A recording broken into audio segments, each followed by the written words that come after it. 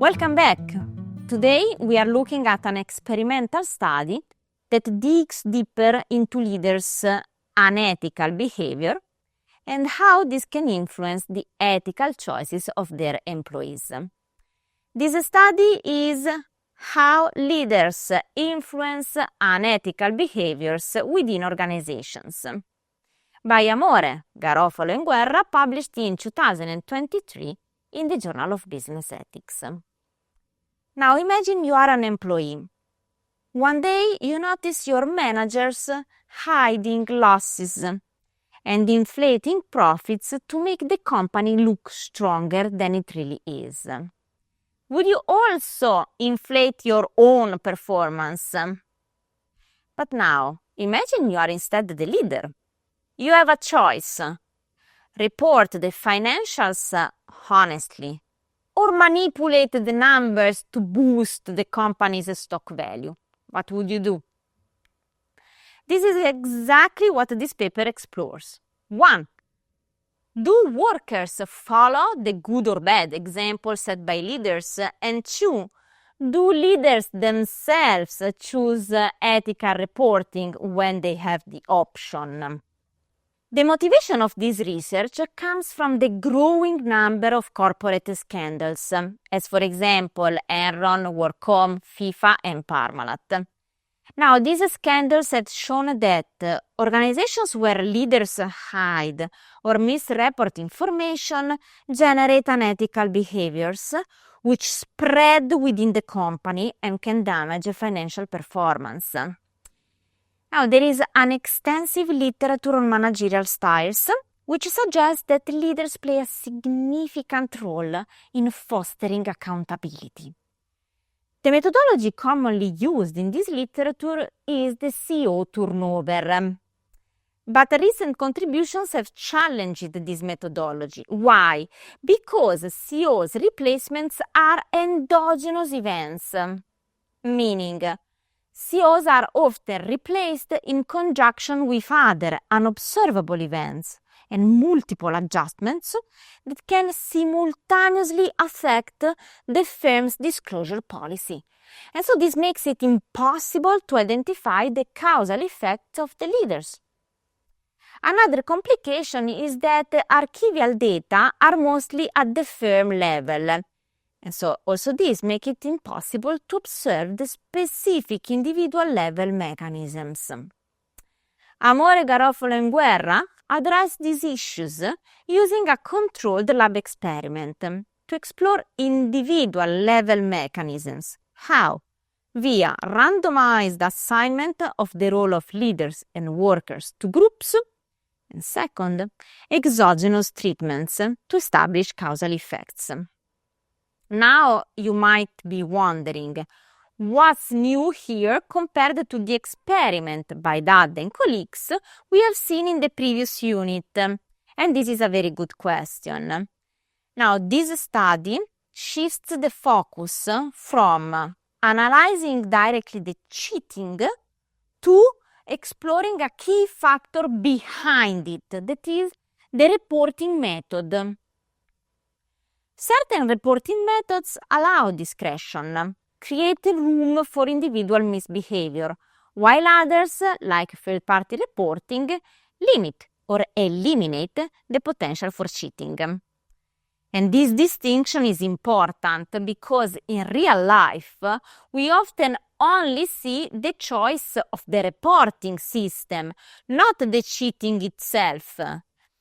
But the reporting method can already signal the likelihood of cheating, even if we can't be certain whether the reported numbers are accurate. Now, the researchers considered the two reporting options: automatic reporting, where the computer rolls a die and reports the outcome. This is transparent, no chance for cheating. Or self-reporting, where instead the participants roll the die and enter the results themselves, allowing them to cheat. Let's look at the design. There were two sequential phases. Now, the first phase runs for one round, and participants perform the task individually. they were asked to roll a fair six-sided die, with the outcome being paid as euro, equivalent to them. If you roll a 1, you get 1 euro.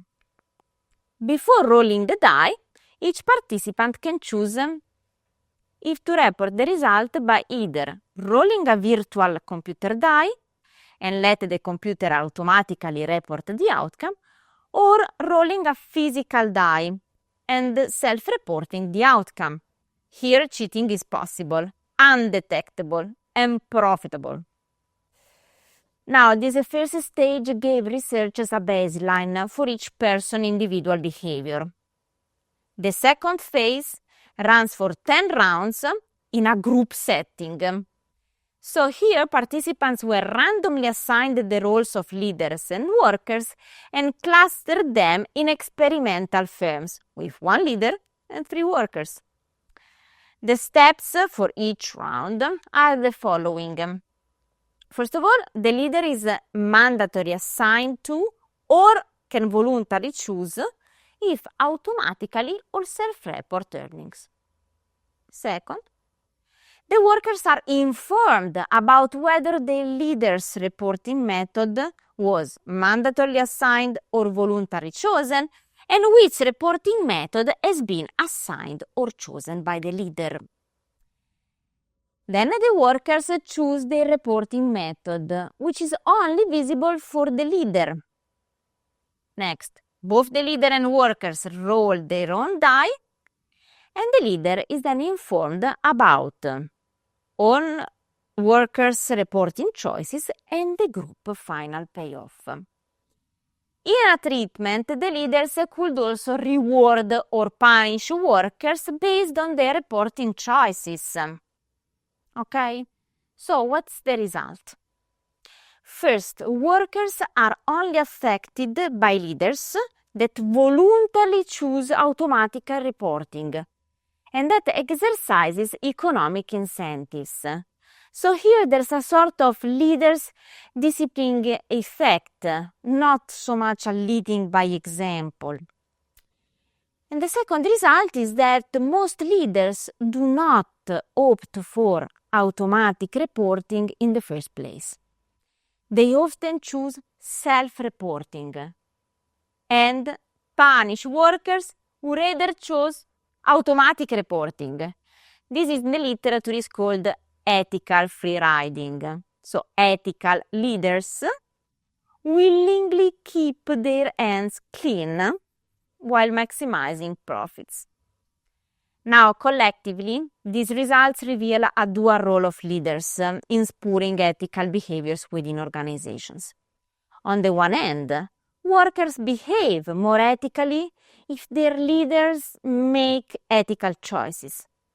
But, on the other hand, leaders do not appear to make ethical choices in the first place. And they can even punish workers who opt for non-fraudulent but less profitable reporting.